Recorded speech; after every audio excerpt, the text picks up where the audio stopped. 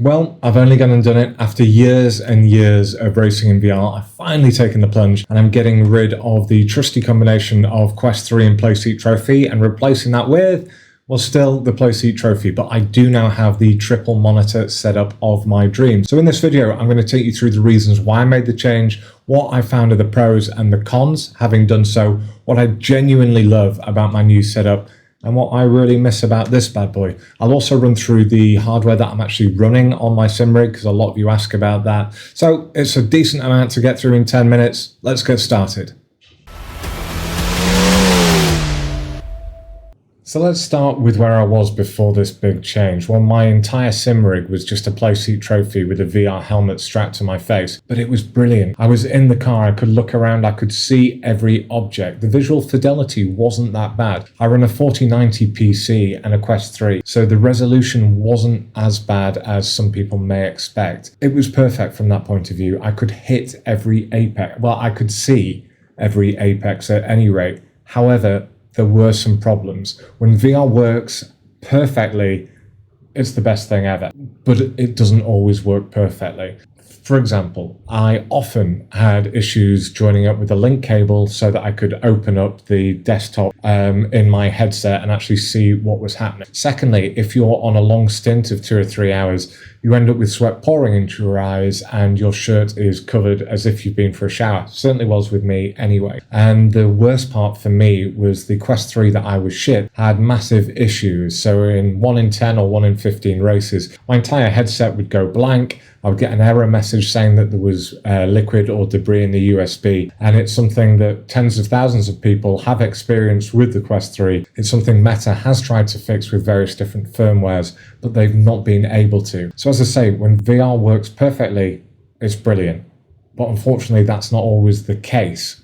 You can see where I'm going with this, can't you? Enter the new beast. Now, whilst I'm still rocking the Playseat Trophy, and I'm not sure if I'm ever going to be able to get rid of that thing, it is at least now paired up with a SimLab standalone triple monitor stand, each holding an Acer 1440p 180Hz 32-inch display. I've also gone for the add-on of the quad monitor. That's holding my old 34-inch ultra-wide for general multitasking, for overlays to allow me to stream, go on YouTube, Discord, any of those things. The main reason why I made this change, well, for content, for streaming, for visuals, the triples give you a far wider field of view as well as a much sharper resolution image. And honestly, it's a much more comfortable experience for long stints. No more headset weight on my face, I've got no more mid-race fogging up, and I can actually reach for a drink without worrying about smashing it into my own face. I'll be honest, part of it was just the itch to upgrade. We've all been there, so whilst I was away on holiday and Moza contacted me to produce some content for their socials to post, check it out, I just thought now was the perfect time. But after a week with the new setup, here's what I love about it. Comfort. Well, I can sit for hours in the sim rig and not become a sweaty, overheated mess. Clarity. Every braking marker, every apex is crystal clear in 1440p. It's more content friendly. If people want to view me,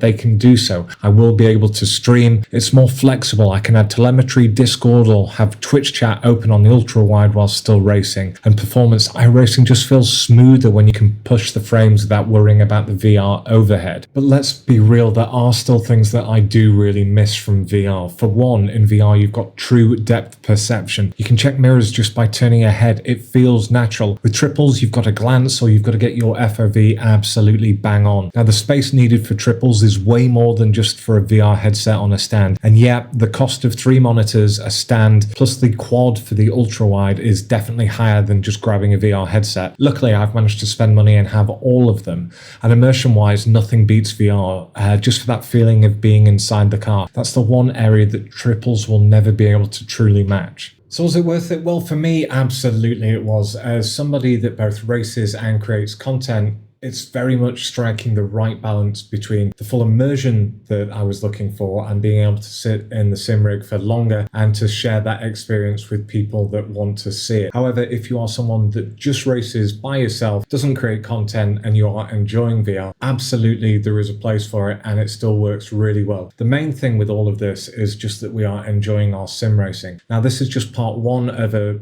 4-part sort of mini series on my upgrade. The next video will be me sharing my graphics settings and how I've managed to set up what I believe to be the perfect sort of field of view in iRacing. After that, I'm going to go through the Moza Pithouse settings that I use for my setup. And finally, will be an honest review on the Moza mBooster pedal set that I have, because again, a lot of people are asking if it's worthwhile, and I'll let you into a little secret. It is. I've been Sambo iRacing, and I'll see you guys again next week. Thanks.